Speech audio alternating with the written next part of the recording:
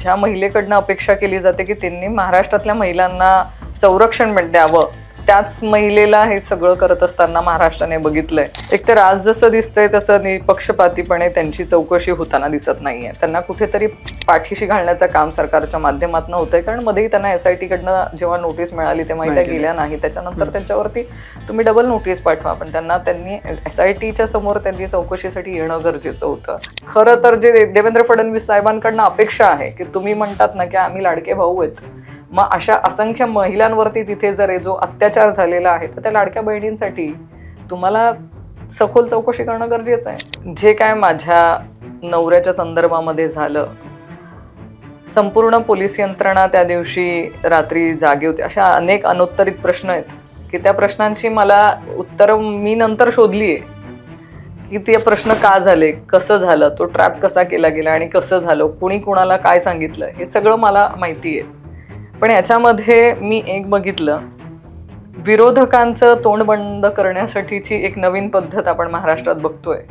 पण हे दुर्दैव म्हणावंच लागेल की अशा तऱ्हेला, अशा पातळीला कुणी कुणाच्या जाऊ नये. हे आपलं जर आपण राजकारणात काढत बसलो तर त्या राजकारणाला राजकारण न म्हणता गटार म्हणावी लागेल. आणि त्या गटारीमध्ये कोण कितपर्यंत म्हणतोय ना की कुणी सगळ्यांनी जरी काम केलं तरी ते शिंतोडे प्रत्येकावरती उडणारच आहे. आणि माझे एवढं म्हणणं आहे, कोण धुतल्या तांदळाचं आहे हो. महाराष्ट्रातल्या असंख्य लोकांना असं वाटतं की हा घातपात असू शकतो. मग जेव्हा अशा शंका उपस्थित केल्या जात आहेत तेव्हा त्या शंकेचं निरासन करणं हे सरकारचं काम आहे. आणि त्यासाठी योग्य ती कारवाई करून, योग्य त्या चौकशा करून त्यातनं निष्पन्न जे काय असणार आहे ते जनतेच्या समोर आणलं पाहिजे. नमस्कार, मी अमोल किन्होळकर. आपण पाहत आहात महाराष्ट्र टाइम्स ऑनलाईन. आज महाराष्ट्रामध्ये काय परिस्थिती आपल्या सगळ्यांना माहिती आहे. महाराष्ट्राचं राजकारण कोणत्या दिशेला जातंय असा प्रश्न आपल्याला या सगळ्या राजकीय परिस्थितीवरून पडतो. आणि या राजकीय परिस्थितीवरती सातत्यानं सरकारला जाब विचारणं सुद्धा गरजेचं आहे. आणि त्यासाठी विरोधक हे फार महत्वाची भूमिका बजावतात. आज महाराष्ट्रामध्ये अशोक खरात प्रकरण असेल किंवा अजित पवार यांचं घातपात प्रकरण किंवा अपघात प्रकरण ज्याला म्हणतो आपण ते असेल, या सगळ्यावरती विरोधक ज्या पद्धतीनं आवाज उठवतायत त्यामुळेच या सगळ्या प्रकरणांना वाचा फुटतेय, कुठेतरी त्यांची चौकशी केली जाते. आणि यामध्ये आणखी एक आवाज, विरोधकांचा आवाज सध्या आपल्या सोबत आहे, ज्यांनी सातत्यानं या सगळ्या राजकीय परिस्थितीवरती सरकारला जाब विचारलेला आहे. त्या म्हणजे राष्ट्रवादी शरदचंद्र पवार पक्षाच्या महिला प्रदेश अध्यक्षा रोहिणीताई खडसे सध्या आपल्या सोबत आहेत. ताई, आपलं स्वागत आहे. ताई, ज्या पद्धतीचं सध्याचं राजकारण सुरू आहे, तुम्ही कसं बघता या सगळ्याकडे? मला असं वाटतं की आपण खरं संविधानावरती चालणारी लोक आहेत आणि लोकशाही हा आपल्या भारताचा मूळ पाया म्हणतोय. पण आज लोकशाही आहे का, हितपासून आपल्याला विचार करणं प्रत्येकाला गरज आहे. कारण जर कोणी विरोधात आवाज उठवत असेल तर तो कितपत उठवला जातोय आणि उठवणाऱ्याला तो उठवण्याची तेवढी मुभा मिळते का, हा पण विचार करणं गरजेचं आहे. कारण अनेक वेळा आपण बघतो की चौकशा असतील किंवा त्यांच्यावरती खोटे गुन्हे असतील, अशा अनेक गोष्टी आपण आता अनुभवतोय. पण तरी मला असं वाटतं की महाराष्ट्रातली जनता सुज्ञ आहे आणि लोकशाहीवर जो आपला महाराष्ट्र टिकून आहे ती लोकशाही अधिक बळकट होण्यासाठी विरोधकही तेवढेच महत्वाचे आहे आणि विरोधकांचा आवाजही तेवढाच महत्वाचा आहे. आणि तो आवाज बनण्याचा आम्ही प्रयत्न करतोय. राष्ट्रवादी शरदचंद्र पवार पक्षाच्या तुम्ही जेव्हा महिला प्रदेश अध्यक्ष झाल्या, एक मोठी जबाबदारी तुमच्याकडे आली. काय विजन होतं तुमचं जेव्हा हे पद तुमच्याकडे आलं? कशा पद्धतीनं काम सुरू आहे आणि कुठे बघता तुम्ही आणखी 5 वर्षांमध्ये 2029च्या निवडणुकीच्या दृष्टीनं जर आपण विचार केला तर तुम्ही काय बघताय महाराष्ट्रात? मी जेव्हा राष्ट्रवादी काँग्रेस शरदचंद्र पवार पक्षाच्या महिला प्रदेश अध्यक्ष पदाची जबाबदारी घेतली तेव्हा आधीच पवार साहेबांनी ज्या महिलांसाठी घेतलेले निर्णय आहेत, त्यांच्यासाठी घेतलेले धोरण आहेत, ह्या सगळ्या निर्णयांवरून प्रभावित होऊन मी या पक्षाच्या महिलांची जबाबदारी स्वीकारली होती. आणि मला आनंद आहे की मी आज या महिलांचं नेतृत्व करते आणि या पक्षाच्या एवढ्या मोठ्या पदावरती मला बसून काम करण्याची संधी मिळते, जिथे खरं फक्त घोषणा नाही तर पवार साहेबांनी निर्णय घेतले महिलांसाठी. जसं महिला आरक्षण हे आदरणीय पवार साहेबांनी दिलंय आम्हाला. त्याच्यानंतर तुम्हाला आर्मीमध्ये आपल्या युद्धामध्ये जाऊन आम्ही महिलांना जे आरक्षण लढण्याचा अधिकार दिलेला आहे तो आदरणीय पवार साहेबांनी दिलाय. म्हणजे असे अनेक निर्णय आपल्याला सांगता येतील. वडिलांच्या संपत्तीमध्ये 50% मुलीला अधिकार हाही आदरणीय पवार साहेबांनी दिलेला आहे. असे कित्येक निर्णय आहेत की त्या निर्णयामधून आम्हा महिलांना सक्षमतेने आम्ही आमच्या पायावरती उभं राहण्यासाठी आम्हाला मदत झाली आहे. आणि आमच्या पक्षाच्या महिलांचं संघटन हे त्याच तऱ्हेने आजही टिकून आहे आणि त्याच तऱ्हेचं महिलांचं काम आहे. म्हणजे फक्त त्यांना महिला संघटना किंवा पक्ष बांधणीसाठी नाही, तर त्यांना त्यांच्या इथे रोजगार उपलब्धी देण्यासाठी पण आदरणीय सुप्रियाताईंच्या माध्यमातून, यशस्विनीच्या माध्यमातून महिलांना रोजगार उपलब्ध पण करून दिला जातो. म्हणजे एक सर्वांगीण महिलांचा विकास कसा साधला जाईल हा पक्षाचे ध्येय आणि धोरणांमधला प्रमुख पाया आहे.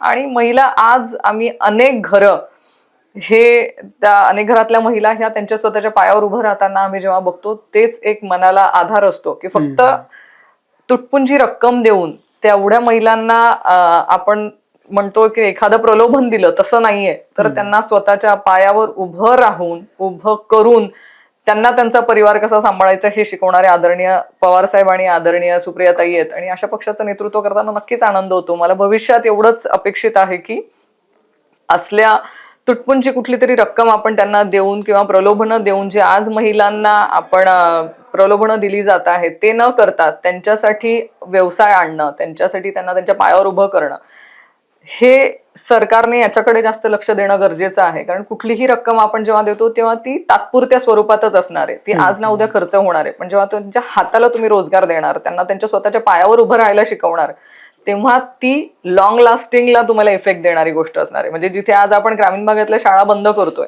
तुम्ही जिल्हा परिषदच्या शाळांना कुलप लावतायत आणि मग नंतर तुम्ही म्हणणार की आम्ही त्यांना लाडक्या बहिणीचे पैसे दिलेत. हो, पण त्या लाडक्या बहिणीच्या पैशांचंही महत्व तेव्हाच असणार आहे जेव्हा त्या स्वतःच्या पायावर उभं राहू शकतील.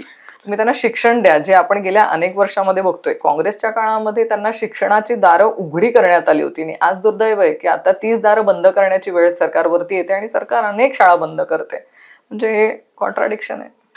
ताई, तुम्ही तुमचं विजन तर सांगितलं, पण राजकारणात येण्याची तुम्हाला किंमत मोजावी लागली का, असं वाटतंय आता हे सगळं बघितल्यानंतर? ह्याच्यापेक्षा मला याचा आनंद आहे. किंमत मोजावी मला असं वाटतं प्रत्येक राजकारण्यांना लागते. कारण सुरुवात तुमच्या घरापासूनच होते, तुमच्या मुलांपासून तुम्हाला दूर जावं लागतं, त्यांना तुम्हाला हवा तेवढा वेळ देता येत नाही. त्याच्यामुळे वेगवेगळ्या तऱ्हेने प्रत्येक व्यक्ती कुठे ना कुठे किंमत मोजत असतो. पण आनंद हाच असतो जेव्हा आपण एखाद्या गोरगरिबाला मदत करू शकतो आणि जेव्हा आपल्या माध्यमातून त्याला जेव्हा मदत होते तेव्हा त्याच्या चेहऱ्यावरचा जो आनंद असतो ना, तेव्हा ह्या किंमता ज्या आपण मोजलेल्या असतात ह्याला फार महत्व राहत नाही. ती त्यांच्या चेहऱ्यावरचं हास्य आपल्यासाठी खूप मोठं असतं असं मला वाटतं. निश्चित. आता महाराष्ट्रामध्ये जे प्रकरण सध्या गाजतंय, अशोक खरात प्रकरण, तर या सगळ्या प्रकरणामध्ये तुम्ही पण बऱ्याच वेळा तुमचं मत पण मांडलेलं आहे. काय वाटतं तुम्हाला, हे जे एवढं मोठं त्यानं साम्राज्य, कोट्यवधी रुपयांचं, हजारो कोटी रुपयांचं साम्राज्य उभं केलं होतं, तर हे काय असं एका रात्रीतून तर काही उभं राहिलेलं नाहीये. हा गैरप्रकार अनेक वर्षांपासून सुरू असेल. कोणाचं तरी स्ट्रॉंग पाठबळ होतं या सगळ्याला? असल्याशिवाय एवढ्या सगळं शक्य होत नाही. कारण त्यांचे आज जे काय प्रकरणं बाहेर येताना आपण बघतोय, तर त्या सगळ्या प्रकरणांचा आवाका हा खूप मोठा आहे. म्हणजे संपूर्ण महाराष्ट्रामध्ये त्या व्यक्तीच्या प्रॉपर्टीजचा विषय आहे किंवा त्यांनी केलेल्या अनेक घटना आता समोर येत आहेत. हे कुठलं तरी पाठबळ असल्याशिवाय शक्य होत नाहीये. म्हणूनच आम्ही या माध्यमातून, मी माझ्या सोशल मीडियावरती पण पोस्ट केली होती की सरकारने याच्या तळागाळापर्यंत, त्याच्या मुळापर्यंत जाऊन चौकशी करणं गरजेचं आहे. कारण याच्यामध्ये अनेक लोक त्याच्या पाठीमागे असण्याची शक्यता नाकारता येत नाही. आणि ती कोण लोक आहेत ही लोकांपर्यंत, आमच्या सगळ्यांपर्यंत त्यांची नावं येणं गरजेचं आहे की त्यांना कुणाचं पाठबळ होतं. कारण अनेक आता त्यांच्या ज्या आर्थिक व्यवहार आपल्याला दिसत आहेत, अनेक प्रतिष्ठित आणि चांगल्या राजकीय लोकांबरोबर पण त्यांचे आर्थिक व्यवहार दिसत आहेत ना, मग ते लोकांपर्यंत येऊ द्या ना.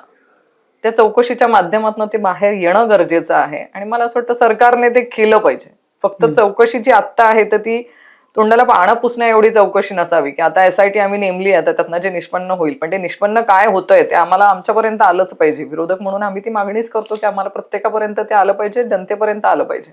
तुम्हाला वाटतं त्यातून येईल? कारण फोटोज जर आपण बघितले तर बऱ्याच सत्ताधाऱ्यांसोबतचे फोटो, अगदी पूजा करतानाचे सुद्धा फोटो आहेत. तर ही निष्पक्ष चौकशी होईल असं वाटतंय तुम्हाला? होणं गरजेचं आहे. गरजेचं तर आहे, पण होईल असं वाटतंय का? ते महत्वाचं आहे. अपेक्षा करूयात की सरकार त्याच्यामध्ये तळागाळापर्यंत जाऊन त्याच्या मुळापर्यंत जाऊन उत्तर देईल. नाहीतर अनेक घटना तर आपल्याला माहिती आहे की त्या चर्चेला आले आणि चर्चेनंतर ते पूर्णपणे ते विषय बंद झालेत. असं होता कामा नये. त्याच्यामुळे आम्ही आहेतच विरोधक, त्यांना सरकारला सारखं आठवण करून द्यायला की आता आपल्याला ह्या चौकशीचं तुम्ही काय केलं हे आम्ही तर आठवण करून देणारच आहे. नाही, पण महिला आयोगाच्या अध्यक्षात, म्हणजे ज्या महिलांची ही सगळी प्रकरणं बाहेर येत आहेत, जे व्हिडिओज बाहेर येत आहेत, ज्या महिलांवरती अन्याय होतोय किंवा ज्या पीडिता आहेत, तर त्या ज्यांच्याकडे दाद मागायला जाणार आहेत त्या अध्यक्षात जर त्या सगळ्या प्रकरणामध्ये असतील, छत्री घेऊन उभ्या असतील, पाय धुत असतील त्या व्यक्तीच्या, तर आपण काय न्यायाची अपेक्षा करणार आहोत पुढच्या काळात तरी?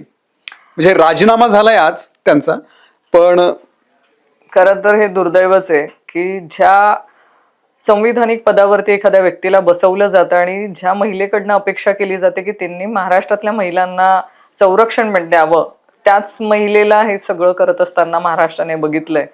आणि वाईट वाटतं की अशा काही लोकांच्या वागणुकीमुळे आज महाराष्ट्रातल्या महिलांना कदाचित उद्या उठून कोणावरही जबाबदारी दिली तर त्यांना त्या तऱ्हेचा विश्वास परत त्या व्यक्तीवरती निर्माण व्हायला खूप वर्ष जातील.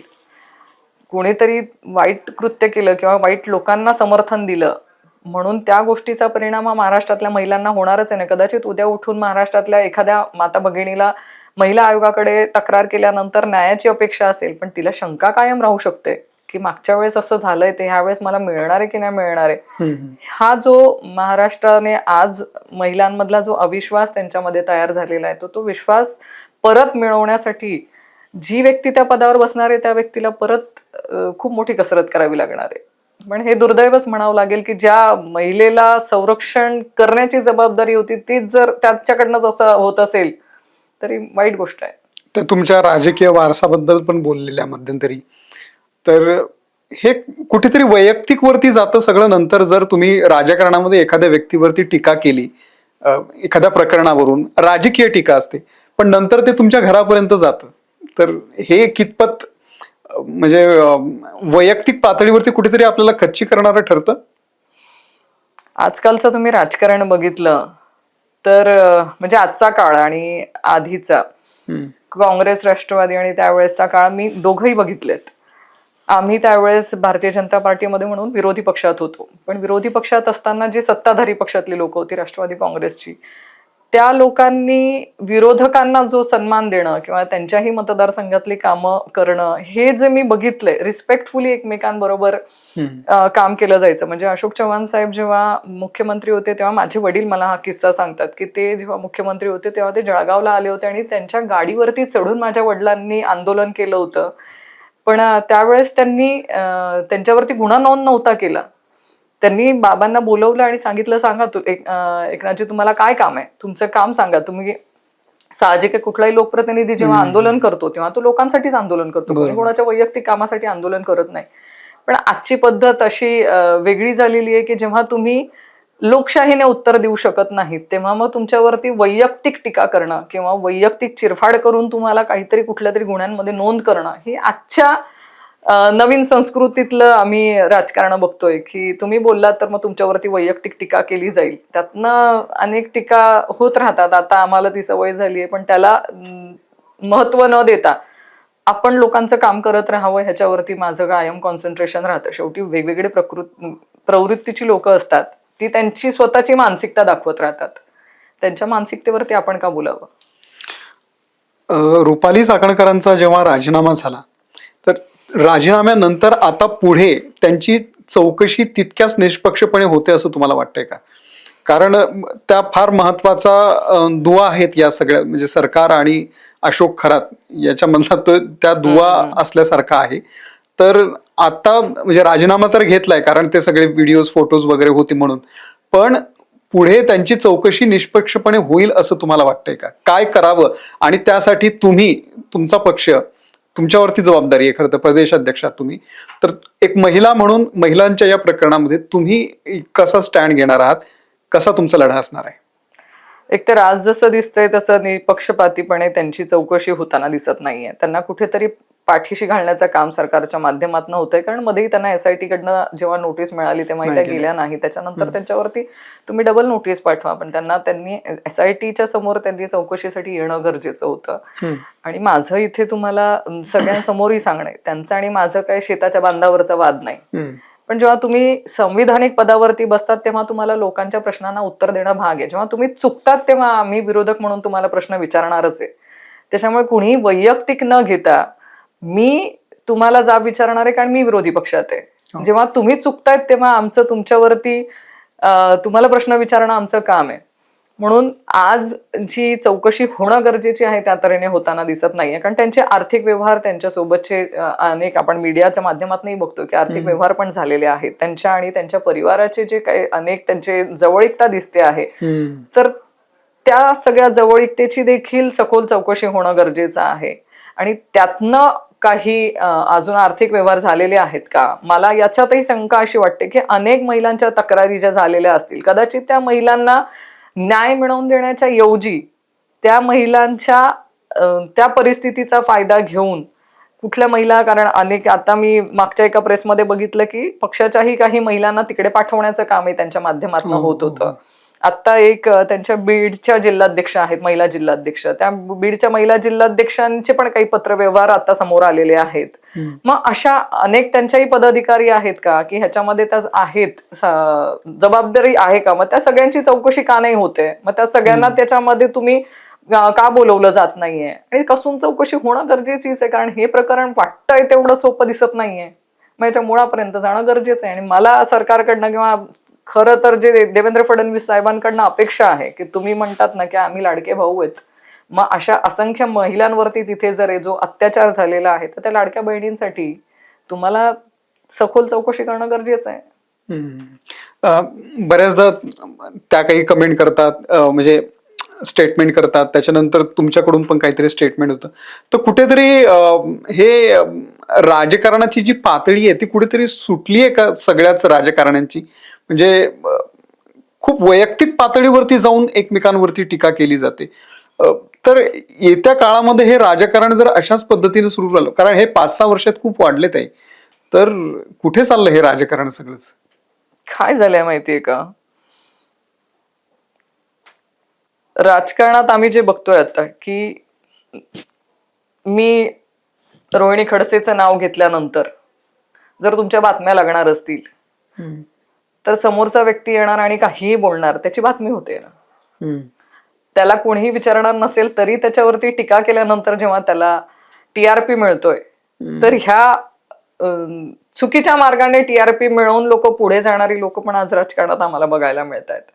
मला या सगळ्यांना एकच सांगणं आहे की वैयक्तिक टीका करून तुम्ही जी राजकारणाची पातळी आपण घालवतोय, आणि आपल्याला जो अपेक्षित आहे की तरुण वर्ग राजकारणात आला पाहिजे तेव्हा आपल्या महाराष्ट्रामध्ये काहीतरी बदल घडेल, ते जर तुम्हाला करवून घ्यायचं असेल तर वैयक्तिक टीका करणं, त्याच्यापेक्षा तुम्ही एकमेकांना कामांच्या बाबतीमध्ये विचारा ना, तू किती काम केलंयस, मी किती काम केलंय, ह्याच्यावरती चर्चा होऊ शकतात ना. पण ह्या चर्चा न करता, किंवा मला कधी कधी असं वाटतं की आता कुणाला चर्चा नकोच आहे राजकारण्यांना की कामं किती केली आहेत आपण, म्हणून त्या चर्चा बंदच करायच्या आणि डायरेक्ट वैयक्तिक टीका करायची, म्हणजे त्या गोष्टींकडे लक्षच जात नाही. आधी विरोधक आणि सरकारमधली लोक ह्यांच्यामध्ये चर्चा व्हायच्यात, आम्हाला हे पाहिजे, आम्हाला शेतकऱ्यांसाठी हे करून पाहिजे, आम्हाला हे काम हवंय लोकांसाठी, आम्हाला इथे एखादी MIDC ओपन करायची, आम्हाला, म्हणजे लोकांच्या साठीच्या निर्णयांसाठी भांडण व्हायचं. आता ते न होता विरोधकांवरती ज्या तऱ्हेने खालची पातळी वापरून तुम्ही बोलतायत, म्हणजे चर्चा विकासावरती न होता वैयक्तिक चालली आहे. पण मला सगळ्यांकडनंच अपेक्षा आहे की ही राजकारणाची पातळी आपल्या तरी महाराष्ट्रामध्ये, सुसंस्कृत महाराष्ट्रामध्ये अपेक्षित नाहीये लोकांना, आणि लोकही आता त्याच्यावरती बोलतातच की लोकांना अपेक्षित नाहीच आहे ते. बरं, चर्चेपर्यंत ठीक आहे, पण एखाद्याच्या वैयक्तिक आयुष्यामध्ये घुसणं, म्हणजे तुमच्या पतींना जेव्हा अटक झाली तर कुठेतरी तो ट्रॅप लावला होता, तुमच्या बोलण्यातून एकदम मागे स्टेटमेंट आलं होती, कुठेतरी ट्रॅप लावला गेला होता, हे कुठेतरी ठरवून तुम्हाला अडचणीत आणण्यासाठी, म्हणून शेवटी तुमच्या कुटुंबापर्यंत गेलं. तर हे असे सुद्धा प्रकार आता वाढलेले आहेत. वाढलेच आहेत. मी मागच्या वेळेस म्हणाले होते की जे काय माझ्या नवऱ्याच्या संदर्भामध्ये झालं, संपूर्ण पोलीस यंत्रणा त्या दिवशी रात्री जागे होते, अशा अनेक अनुत्तरित प्रश्न आहेत की त्या प्रश्नांची मला उत्तरं मी नंतर शोधली आहे, की ते प्रश्न का झाले, कसं झालं, तो ट्रॅप कसा केला गेला आणि कसं झालं, कुणी कुणाला काय सांगितलं, हे सगळं मला माहिती आहे. पण याच्यामध्ये मी एक बघितलं, विरोधकांचं तोंड बंद करण्यासाठीची एक नवीन पद्धत आपण महाराष्ट्रात बघतोय. पण हे दुर्दैव म्हणावंच लागेल की अशा तऱ्हेला, अशा पातळीला कुणी कुणाच्या जाऊ नये. तुम्ही आणि आपण ओपन डिस्कशन करा, विकासावरती चर्चा करा आणि आपण विकास साधण्यासाठी, लोकांचं भलं करण्यासाठी राजकारणात आलेलो आहे. एकमेकांची उणी दुणी हे आपलं जर आपण राजकारणात काढत बसलो तर त्या राजकारणाला राजकारण न म्हणता गटार म्हणावी लागेल. आणि त्या गटारीमध्ये कोण कितपर्यंत म्हणतोय ना, की कुणी सगळ्यांनी जरी काम केलं तरी ते शिंतोडे प्रत्येकावरती उडणारच आहे. आणि माझं एवढं म्हणणं आहे, कोण कोण धुतल्या तांदळाचं आहे हो. आत्ता ज्यांनी आरोप केले होते ते किती धुतल्या तांदळाचे हे आपण गेले 15 दिवस झाले बघतोच आहे ना. जेव्हा तुम्ही स्वतः जाऊन प्रेस घेताय, जेव्हा तुम्ही म्हणतायत मला अधिकार आहे, तर त्याच्यामध्ये तुम्ही किती धुतल्या तांदळाचे आहे, म्हणजे शेवटी दिव्याखाली किती अंधार आहे हे आपण बघतोच आहे ना. त्याच्यामुळे वैयक्तिक कुणी कुणावरती टीका न करता मला असं वाटतं सुसंस्कृत राजकारणामध्ये आपण काम केलं पाहिजे आणि तेच महाराष्ट्राच्या जनतेला अपेक्षित आहे. पण हे सगळं बघून कदाचित जी नवीन पिढी आहे, जी राजकारणाकडे एक करिअर म्हणा किंवा काहीतरी सामाजिक कार्य हाती घेण्याच्या दृष्टीनं या क्षेत्रामध्ये येऊ पाहते, त्यांच्या पुढे काय आदर्श जातोय? मी म्हणून म्हणाले की आपण गेल्या आपले जे आधीचे राजकारणी होऊन गेले, यशवंतराव चव्हाण साहेब असतील किंवा अनेक नेत्यांची आपल्याला इथे नावं घेता येतील, मुंडे काका असतील, अशा अनेक लोकांची नावं घेता येतील की त्या लोकांनी सुसंस्कृत राजकारण केलंय. त्या लोकांच्या काळामध्ये लोकांसाठी ते आदर्श होते. म्हणजे आपण आजही आयडियल जर म्हणून बघितलं तर राजकारणी लोकांनाच आयडियल मानलं जातं. ग्रामीण भागामध्ये आपल्याला आपल्या नेतृत्व कोण करतायत, आयडियल आहेत की आदरणीय पवार साहेब आहेत. पवार साहेब अख्ख्या महाराष्ट्रासाठी आयडियल आहेत, कारण त्यांनी शेतकऱ्यांसाठी तेवढ्या तऱ्हेने काम केलंय. मग हे राजकारणी जे आदर्श म्हणून मुलांमध्ये आले, त्यांना बघूनच मुलं कामाला राजकारणामध्ये आले. आणि आजचं जे गढूळ राजकारण आपण बघतोय, आम्ही जेव्हा चर्चा करतो, आम्ही कॉलेजेसमध्ये जातो, आम्ही तरुणांबरोबर संवाद साधतो, तेव्हा त्यांनाही तेच वाटतं की ताई आता राजकारणात कसं यावं. म्हणजे एकमेकांवरती वैयक्तिक टीका किंवा कामांवरती चर्चा न होता तुम्ही गुंडागर्दी म्हणजे एवढी वाढलेली आहे आता महाराष्ट्रामध्ये. आपण बघतोय छेडखाणीचे प्रकार एवढे आहेत, महिलांना छेडखाणी होते, त्यांच्यावरती अत्याचाराच्या घटना होत आहेत. आणि बऱ्याच वेळा असं निदर्शनात येतंय की हे सगळे पॉलिटिकली कनेक्टेडच लोक असतात, मग त्यांना पाठीशी घातलंच जातं ना. अशा किती घटना असतील की आम्ही ज्या वेळेस बोललोय वैष्णवी हगवणेंच्या केसपासून, आम्ही किती घटनांमध्ये बोललोय की याच्यामध्ये पॉलिटिकल कनेक्शन होतेच ना. आणि स्वतः महिला आयोगाच्या अध्यक्ष त्या पदावरती बसून ह्या लोकांना वाचवण्याचं काम करतायत. मग हे महाराष्ट्रात अपेक्षित नाहीये.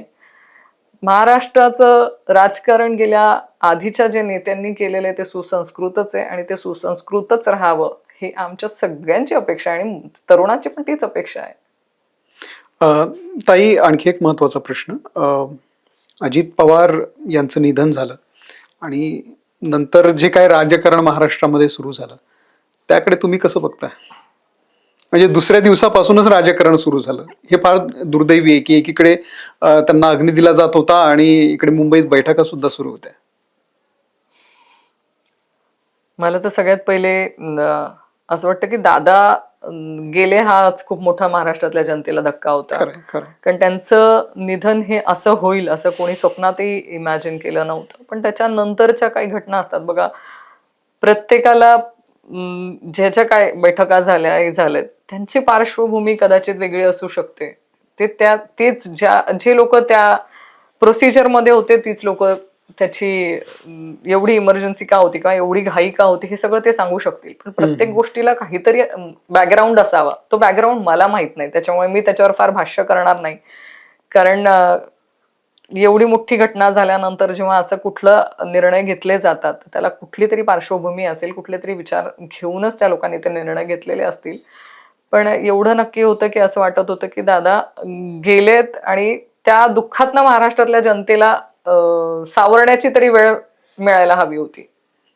नाही, आणि रोहित पवार जे सध्या मुद्दे उचलत आहेत, ज्या पद्धतीनं पत्रकार परिषद घेत आहेत, सरकार दरबारी सुद्धा ते पाठपुरावा घेत आहेत, CBI कडे जात आहेत, मागणी करतायत, तर घातपात की अपघात हा जो सध्या प्रश्न आहे, तुम्हाला काय वाटतंय या सगळ्यामध्ये खरंच घातपात झालेला असावा दादांचा?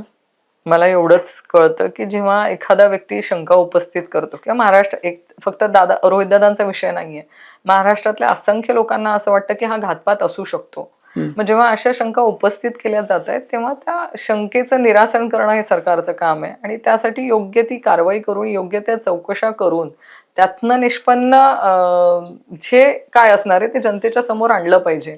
मला वाटतं कुणालाही शंका असेल, कुणालाही जर शंका वाटत असेल तर त्या गोष्टीची चौकशी का सरकार करत नाहीये? ठीक आहे ना, तुम्हाला नसेल वाटत किंवा तो अपघातही असेल असं जरी म्हटलं तरी पण आहे ना, महाराष्ट्रातल्या निम्म्या जनतेला तरी वाटतंय ना की तो अपघात नाहीये. मग त्यांच्या समाधानासाठी तुम्ही चौकशी करा. पण चौकशी करायला सरकार का घाबरतंय किंवा चौकशी गुन्हा सोडा. नोंद करायला का मी तेच घाबरतंय? म्हणतो, FIR नोंदवायला हा, पण तुम्ही FIR नोंदवा ना. तुम्ही जेव्हा ऍक्सिडेंट आपला रोडवरती एखादा ऍक्सिडेंट होतो तेव्हाही तुम्ही FIR नोंदवतोच ना आपण. बरोबर. मग जेव्हा महाराष्ट्रातली सगळी जनता म्हणते की आम्हाला याच्यावरती शंका आहे, FIR नोंदवा, त्याची चौकशी करा, निपक्षपाती चौकशी करून जे काय सत्य असेल ते बाहेर येईल आणि लोकांचं समाधान होईल. जे काय मला असं वाटतं प्रत्येकाला अपेक्षित आहे. फार साधी गोष्ट आहे. त्याच्यामुळे पण ते ज्या तऱ्हेने FIR नोंदवली न जाणं, त्याच्यावरती कुणी भाष्य करत नाहीये, ते अजून शंकेला कुठेतरी जागा देतंय. मला या माध्यमातूनही सरकारला विनंती आहे की हे सगळं निपक्षपाती चौकशी होणं गरजेची आहे आणि ती केली गेली पाहिजे. आणखी एक दादा गेल्यानंतर एक चर्चा सुरू झाली, ती म्हणजे विलिनीकरणाची. म्हणजे तुमच्या पक्षाचे प्रदेश अध्यक्ष सातत्यानं हे म्हणत होते की अशा बैठका झालेल्या होत्या, दादांचीही ती इच्छा होती. त्यांनी तर तारीख पण सांगितली की या तारखेला दोन्ही पवार एकत्र येऊन विलिनीकरणाचा किंवा एकत्र येण्याचा निर्णय जाहीर करणार होते. पण त्याच्या अगोदरच हे सगळं घडलं. दुसरीकडे म्हणजे अजितदादांच्या पक्षातले जे सध्याचे कार्याध्यक्ष आहेत, प्रफुल्ल पटेल असतील किंवा तटकरे असतील, तर त्यांनी सांगितलं की अशी काही चर्चाच नव्हती. तर तुम्हाला काय वाटतं, हे खरंच म्हणजे दोन्ही पवार जर एकत्र येणार होते त्याच्या आधीच काही दिवस आधी हे सगळं बाहेर होणं, हा घातपात अपघात होणं, तर हे जरा म्हणजे रोहित पवारही यावरतीच सातत्यानं प्रश्न विचारतायत. एकतर विलिनीकरणाच्या ज्या चर्चा आहेत त्याला आता आमच्याही पक्षाने सगळं पूर्ण विराम दिलेला आहे. तुम्ही कुठल्या त्या चर्चेमध्ये होतात कधी? चर्चेमध्ये नव्हते मी, वैयक्तिक नव्हते, पण ज्या चर्चा सुरू आहेत त्या बाबतीमध्ये मला माहिती होती की अशा प्रकारे आपली चर्चा सुरू आहे. अशा दादा जयंत पाटील साहेबांकडे आले होते किंवा दादांची पवार साहेबांबरोबर ज्या भेट झाल्या त्या भेटींच्या संदर्भामध्ये मला माहिती होतं की ही प्रोसेस सुरू आहे. आणि तुम्ही म्हणतात तसं की अशा काही झाल्या नाही चर्चा, असं त्यांचं समोरच्या यांचं म्हणणं आहे. तर आत्ताचं कालचं तुम्ही सुनील तटकरे साहेबांचं स्टेटमेंट बघितलं असेल तर ते स्वतः म्हणालेत की हो, हा विषय मला माहिती होता. त्याच्यामुळे पहिले त्यांनी नाकारलंय पण त्यांनी आता एक्सेप्ट केलंय की नाही. पण समजा दोन्ही पक्ष एकत्र आले असते तर अडचण कोणाची होती ते मला नाही सांगता येणार. ते अडचणीच्या आधीच असं झालं, असं दुर्दैव म्हणावं लागेल. तुमचं काय वैयक्तिक तुमचं काय मत होतं की दोन्ही पवारांनी एकत्र यावं? हा सर्वस्वी निर्णय आदरणीय पवार साहेबांचा होता. तसं तर झालेलं होता, म्हणजे पिंपरी चिंचवड आणि पुणे त्यावेळेस जे निर्णय झाले होते त्याच निर्णयांच्या आधारावरती दोघंही पक्ष एकत्र येऊन निवडणुका लढलेत. बरीचशी आमचेही पक्षातले पदाधिकारी होते, त्यांनी घड्याळाचं चिन्ह घेऊनच निवडणुका लढल्यात. आणि शेवटी आदरणीय पवार साहेब, सुप्रियाताई असतील किंवा आमचे सगळे नेते आणि आदरणीय दादा, ह्या सगळ्यांनी मिळून घेतलेले निर्णय होते. ते सगळ्यांच्या हिताचा म्हणूनच तो निर्णय आणि त्या निर्णयावरती चर्चा होत होती. शेवटी दादा गेलेत आणि सगळे ती चर्चेलाही काही अर्थ राहिला नाही आणि सगळाच विषय बंद झालाय. ताई, आता सध्या खडसे साहेबांचं काय सुरू आहे ते आम्हाला जाणून घ्यायचंय. मध्यंतरी म्हणजे या विधानसभेच्या की लोकसभेच्या दरम्यान ते पुन्हा एकदा भाजपमध्ये जातील अशी पण चर्चा सुरू होती. काय नेमकं घडत होतं मधल्या काळामध्ये आणि पुन्हा त्यांचा प्रवेश रोखला गेला? सध्या काय करतायत? म्हणजे प्रश्न पहिला तर हाच आहे की सध्या साहेबांचं काय चालू आहे?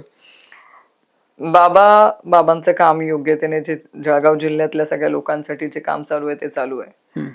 आणि त्यांच्या प्रवेशाच्या संदर्भात त्यांनी त्यांची भूमिका स्पष्ट केलेलीच आहे. आजही आदरणीय पवार साहेबांच्या आणि राष्ट्रवादी काँग्रेसच्या पक्षाच्या वतीने सभागृहामध्ये शेतकऱ्यांचे प्रश्न असतील किंवा कॉमन मॅनचे जे प्रश्न असतील त्या प्रश्नांसंदर्भात आवाज उठवण्याचं काम बाबा कायम करत आलेले आहेत. म्हणजे अधिवेशनामध्ये सगळ्यात जास्त कोणी जर आवाज उठवत असेल लोकांसाठी किंवा शेतकऱ्यांसाठी तर मला बाबा आहेत किंवा अशी बोटावर मोजण्या एवढी 4-5 लोकच आपल्याला दिसतात की जे शेतकऱ्यांसाठी आवाज उठवताना त्यातले एक बाबा आहेत.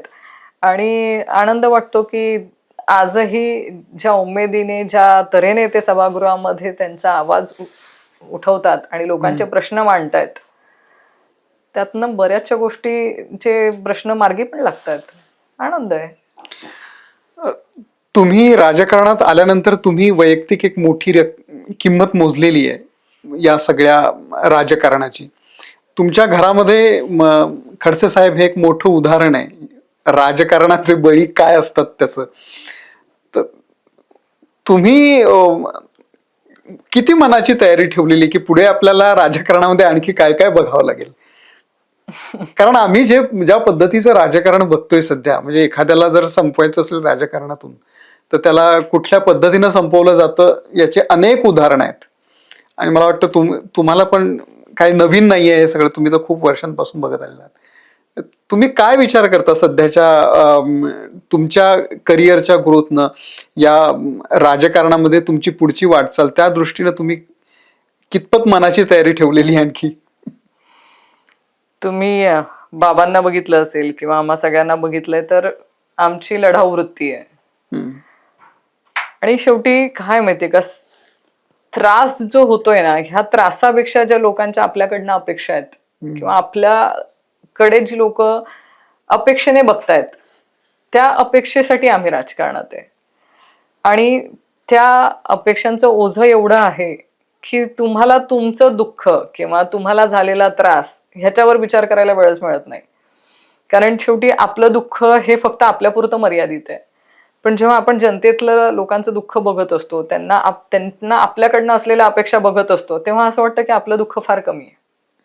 त्याच्यामुळे त्याच्यावरती विचार करण्यापेक्षा आम्ही लोकांच्या हिताचे निर्णय घेण्यावरती विश्वास ठेवतो, त्यांच्यासाठी लढण्यासाठी विश्वास ठेवतो, त्यांचे प्रश्न मांडण्यावरती विश्वास ठेवतो. आणि ते काम आम्ही दोघंही बापबेटी करतोय आणि भविष्यातही करत राहू. शेवटी बघा, कुणीही ताम्रपत्र घेऊन इथे आलेलं नाहीये राजकारणामध्ये. प्रत्येकाचे दिवस पालटत असतात. आज कदाचित वाईट दिवस असतील, उद्या चांगले येणारच आहे हा मला विश्वास आहे. आज कुणाचे चांगले असतील तर ते उद्या वाईट होणारच आहेत. शेवटी हे कालचक्र आहे, हे फिरत राहतं, हे कोणासाठी थांबत नाही. आणि माझा त्याच्यावर पूर्ण विश्वास आहे. त्याच्यामुळे कर्म अच्छे करो, कर्म का फल भी अच्छा ही मिलता है. आणि आम्ही कर्म चांगलं करण्यावरती माझा भर आहे. आणि तो गोरगरीब लोकांची सेवा करणं हे सगळ्यात उत्तम कर्म आहे आणि ते मी करत राहते. आणि त्याची पुण्याई आजपर्यंत मला असेल, माझ्या वडिलांना आम्ही जवळून अनुभवली आहे की ती पुण्याई कामात येते. दादा गेल्यानंतर शरद पवारांचं एक वेगळं रूप आम्ही सगळ्यांनी बघितलं. म्हणजे कधी त्यांना असं त्यांच्या डोळ्यात अश्रू आलेलं किंवा भावुक झालेलं आम्ही कधी बघितलेलं नव्हतं. त्या दिवशी संध्याकाळी ते प्रेसच्या समोर येऊन जे बोलले, म्हणजे त्यांच्या डोळ्यांमध्ये पाणी होतं. त्यानंतर कधी भेटणं झालं तुमचं पवार साहेबांशी? भेटले होते. साहेबांचे खासदार म्हणून नियुक्ती झाल्यानंतर मी त्यांना जाऊन भेटून आले होते. शेवटी वडील आहेत ते, मुलगा गमावणं, शेवटी दादा पुतणे जरी असले तरी त्यांनी लहानपणापासून त्यांना मोठं केलंय आणि एका मुलासारखं किंवा त्याच्यापेक्षा जास्त प्रेम साहेबांनी त्यांच्यावर केलंय. आणि त्यांना गमावणं हे किती मोठं दुःख असू शकतं हे मी स्वतःही माझ्या घरातही अनुभवलंय आणि ते मी आता पवार साहेबांनाही अनुभवताना बघते. जेव्हा तुमची प्रदेशाध्यक्ष म्हणून निवड झाली, काय तुमच्यावरती जबाबदारी, काय म्हणून तुमच्यावरती जबाबदारी दिलेली होती? काही वैयक्तिक बोलणं झालं होतं साहेबांचं आणि तुमचं किंवा सुप्रियाताईंचं आणि तुमचं? काय विजन आहे 2029च्या दृष्टीनं? म्हणजे आता ह्या 3 वर्षांमध्ये काय करायचं आहे? आज तुम्ही जर सगळी परिस्थिती बघितली तर विरोधक म्हणून किंवा लोकांच्या प्रश्नांना आवाज उठवण्यासाठी एक मोठी जागा आम्हा विरोधकांना आहे. आणि त्या स्पेसचा आम्हाला जेवढा पुरेपूर फायदा करून घेता येईल तेवढा आम्हाला विरोधका म्हणून आम्हाला आमच्या लोकांचे प्रश्न मांडण्यासाठी एक वेगळं व्यासपीठ आहे. त्या व्यासपीठावरती आम्ही लोकांचे प्रश्न मांडणारच आहोत, त्यासाठी संघर्ष करणार आहोत, वेगवेगळ्या आंदोलनाच्या माध्यमातून हे सरकारच्या निदर्शनात देखील आणून देणार आहोत. कारण सरकार म्हणून जेव्हा काम केलं जातं तेव्हा अनेक त्रुटी अनेक कामांमध्ये राहतात. ते विरोधक म्हणून आम्हाला त्यांच्या निदर्शनात आणून देणं काम आहे. जसं आता कर्जमाफी झाली तर कर्जमाफीमध्ये फक्त 2 लाखापर्यंतची शेतकऱ्यांना कर्जमाफी झाली, पण त्याच्या वरचं काय, कोणाचं 5 लाखाचं कर्ज असेल, कोणाचं 3 लाखाचं कर्ज असेल, मग त्या वरच्या रकमेचं काय, हे विरोधक म्हणून आम्ही प्रश्न विचारतोय की तुम्ही सरसकट कर्जमाफी करायला होती, त्यांचा 7/12 कोरा करणं जो शब्द दिलेला होता त्या शब्दावरती सरकारने काम करायला हवं होतं. तुम्ही तुटपुंजी रक्कम नाही देऊ शकत, म्हणजे अर्धी रक्कम तुम्ही आता कर्ज माफ केली, अरे पण ते 7/12 कोरा झाला नाहीये. असे अनेक प्रश्न आहेत. महिला अत्याचाराच्या घटना आहेत. महिला अत्याचाराच्या घटनांमध्ये जिथे जिथे सरकारकडून आम्हाला असं जाणवेल की तिथे पोलीस यंत्रणा कमकुवत होताना दिसते आहे किंवा तिथे कुठलं तरी पॉलिटिकल बॅकग्राऊंड कडनं त्या आरोपींना मदत होते, त्यावेळेस आम्ही स्वतः जाऊन तिथे मदत करतो. तिथल्यासाठी आवाज उठवणं आमचं काम आहे. त्याच्यानंतर कुठे भ्रष्टाचार होत असेल, कुठल्या घटना असतील तर त्याच्यावरती आवाज उठवणं आमचं काम आहे. आणि ते विरोधक म्हणून करण्यासाठी एक उत्तम व्यासपीठ मला असं वाटतं की, कारण कुठलाही राजकारणी घडत असेल तर तो विरोधात जो माणूस राहू शकतो ना, त्याला काम करायला खूप मोठी संधी असते. आम्ही आमच्या संघटनेतल्याही सगळ्या लोकांना तेच सांगतो, विरोधात काम करायला खूप मोठी संधी असते. तुम्हाला जर चमकायचं असेल किंवा तुम्हाला मोठं व्हायचं असेल तर तुम्ही विरोधात राहून चांगल्या रीतीने काम करून दाखवू शकतात आणि पुढे जाऊ शकतात. त्यातनं नेतृत्व सिद्ध होतं. ते करतोय सगळे मिळून. पवार साहेब कसं मार्गदर्शन करता वेळोवेळी? पवार साहेब असतील, सुप्रियाताई, जयंत पाटील साहेब, हे सगळ्यांचं मार्गदर्शन कायम राहतं. त्यांचं प्रत्येक संघटना असेल किंवा आमच्या पक्षाचे प्रत्येक सेल असतील, या प्रत्येक प्रदेश अध्यक्षांबरोबर त्यांचा वैयक्तिक टच ते ठेवतात. काय संघटनेचं कामकाज चालू आहे, फक्त ते आमच्याकडनं नाही फीडबॅक घेत, तर ते महाराष्ट्रातल्या लोकांकडनंही फीडबॅक घेत राहतात की यांचं काम व्यवस्थित चाललंय की नाही, संपर्क व्यवस्थित होतोय की नाही. परत त्यांच्याकडनं कुठले प्रश्न असतील तर त्या प्रश्नांसंदर्भातही आपण बोललो गेलो पाहिजे. कारण अनेक, जसं आता गॅस सिलेंडरचे अत्यंत महाराष्ट्रामध्ये तुटवडा आहे, त्याच्यावरती आंदोलनं झाली पाहिजे. कारण आज जी परिस्थिती आपण बघतोय तर त्याच्यावरती अशा सगळे जे जनरल पब्लिकचे विषय असतात त्याच्यावरती आमच्या एकमेकांबरोबर चर्चा होतात आणि त्यातनं आम्ही प्रश्न विचारत असतो. ते गॅस सिलेंडरचं प्रकरण, याच्यावर खरंच आंदोलन झालं पाहिजे असं आपल्या पक्षाची भूमिका आहे? म्हणजे ही तर आता म्हणजे राष्ट्रीय आपत्तीसारखंच झालेलं आहे की जर तिकडनं टँकर्स येत नाही तर आपल्यापर्यंत कसं पोहोचणार. तर अशा परिस्थितीमध्ये सरकारवरती म्हणजे लगेच दुसऱ्या दिवशी आंदोलन करणं हे कितपत योग्य वाटतं? म्हणजे मी आज याच्या पुढे तुम्ही आंदोलन करा त्याबद्दल नाही बोलत आहे, पण जेव्हा हे सगळं झालं होतं तेव्हा विधान भवनाच्या समोर ज्या पद्धतीची आंदोलनं होत होती तर लगेच त्यावरती रिॲक्ट होणं विरोधक म्हणून बरोबर वाटतंय का तुम्हाला? आता मी एक उदाहरण देईल तुम्हाला इथे. मी एका घरामध्ये हाऊसवाईफ म्हणून समजा मी काम करते किंवा एका कुटुंबाचे मी प्रतिनिधी म्हणून काम करते, तेव्हा मला येणाऱ्या वर्षासाठी माझ्या कुटुंबाला काय काय लागतंय ते सगळं धान्य मी आधी स्टोअर करून ठेवते. मला वर्षभरामध्ये माझ्या परिवाराला हा खर्च अपेक्षित आहे, त्याच्यासाठीची व्यवस्था मी आजच करते. मी असं नाही म्हणत की आता मला उद्या माझ्या मुलांना भूक लागली तर मी उद्याच उद्या बघून घेईल. मला माहिती आहे माझ्या परिवाराला वर्षभर एवढं खायला लागणारच आहे. माझ्या परिवारावरती जर काही आपत्ती आली किंवा कुठली इमर्जन्सी काही सिच्युएशन कुठली आली तर त्याची व्यवस्था आपण आजच करतो ना. आपण इन्शुरन्स पॉलिसी का काढतो? भविष्याचाच हिशोब करतो ना, त्याच्यासाठीच आपण करतोय. मग अशा काही तरतुदी सरकारने का नाही केलेल्या आहेत? जेव्हा तुम्ही सरकार म्हणून काम करतात तेव्हा तुम्हाला अशा कुठल्या इमर्जन्सी सिच्युएशन्सचा पण आपण विचार करून काम करणं अपेक्षित आहे ना. असं नाही की आता युद्ध झालंय म्हणून आता आम्ही काही करू शकत नाही. अरे पण तुम्ही सरकार चालवताय, तुम्हाला लोकांच्या ह्या बेसिक गरजा आहेत, ह्या गरजांचा विचार करून तुम्ही तेवढं करून ठेवायला हवं होतं किंवा व्यवस्था करून ठेवायला अपेक्षित असतं. म्हणूनच आपण वर्षभराचं बजेट सादर करतो किंवा वर्षभराच्या तरतुदी करून ठेवतो. फ्युचर प्लॅनिंग कशाला म्हणतात ते सगळं आम्हाला कुठेही दिसत नाहीये, म्हणून आम्ही विरोधक म्हणून आवाज उठवतोय. आम्हाला हे सगळं कळतं, युद्ध आहे, सगळं आहे, पण मग फ्युचर प्लॅनिंगचं काय? मग सरकारचं काही जबाबदारी आहे की नाही ह्या सगळ्या गोष्टींमध्ये? आणि तुम्ही सिलेंडरचं जर उपलब्ध नाहीये तसं म्हणतात, आम्ही मान्य करतो, मग तो भार सरकारने सहन करावा, तो जनतेने का सहन करावा? आज एक सिलेंडरचा जो रेट असेल त्याच्यापेक्षा 4 पटीने सिलेंडर ब्लॅकमध्ये काही विकल्या जात आहेत, काही सिलेंडर चे रेट वाढवण्यात आलेले आहेत. मग तो जो भुर्दंड कॉमन मॅनला पडतोय तो सरकारने झेलावा ना. तुम्ही कॉमन मॅनच्या खिशाला का देतायत? म्हणजे आज तर त्यांचं जे आर्थिक बजेट आहे ते तुम्ही बिघडवतायत ना. मग तो सरकारने सहन करावा. मायबाप जनतेचं सरकार आहे ना. सरकारला आपण काय म्हणतोय? त्यांनी सहन करावं. माझं एवढंच म्हणणं आहे, कॉमन मॅनच्या खिशाला आर्थिक झळ न बसता सरकारने ती जबाबदारी घेऊन त्या गोष्टी कॉमन मॅन पर्यंत पोहोचवणं ही सरकारची जबाबदारी आहे. ते त्यांनी केलं पाहिजे. त्याला मला वाटत नाही ते गैर आहे. चित्रताई म्हणाल्या होत्या मध्यंतरी आहे सिलेंडर. त्याला आम्ही बोललो की त्यांना तर दुसऱ्या दिवशी मी सांगितलं, माझ्या बुलढाणा जिल्ह्यामध्ये सिलेंडरच्या साठी लाईनमध्ये उभा असलेला शेतकऱ्याचा मृत्यू झाला. आणि हेच नाही, त्यांच्याच पक्षाचे आमदार जेव्हा म्हणतायत, मी त्याच्यावरती भाष्य पण केलं होतं सोशल मीडियावरती, की एका समाजाला सिलेंडर उपलब्ध करून देण्यात यावे. मला त्यांच्या त्या मागणीचं काही म्हणणं नाही, पण ते स्वतःच मान्य करतायत ना की सिलेंडरचा तुटवडा आहे म्हणून तर ते सुचवतायत. म्हणजे ते स्वतःच मान्य करतायत. ताई 2029 साली कुठे बघताय? कुठे बघताय म्हणजे? तुम्ही 2029 साली स्वतःला कुठे बघताय? विधानसभेत, संसदेमध्ये? विधानसभेत बघताय. काय तयारी सुरू आहे त्या दृष्टीनं? माझा जो मतदारसंघ आहे त्या मतदारसंघामध्ये माझं काम चालूच आहे. मुक्ताईनगर? ज्या मतदारसंघामधून मी 2 वेळेस लढले त्याच मतदारसंघामध्ये मी माझं काम करते आणि भविष्यातही तिथेच निवडणूक लढवणार आणि तिथूनच निवडून येऊन सभागृहामध्ये जाणं हे मी माझं ध्येय आणि त्या ध्येयावरती काम चालू आहे. अच्छा, तुम्हाला खूप खूप शुभेच्छा ताई.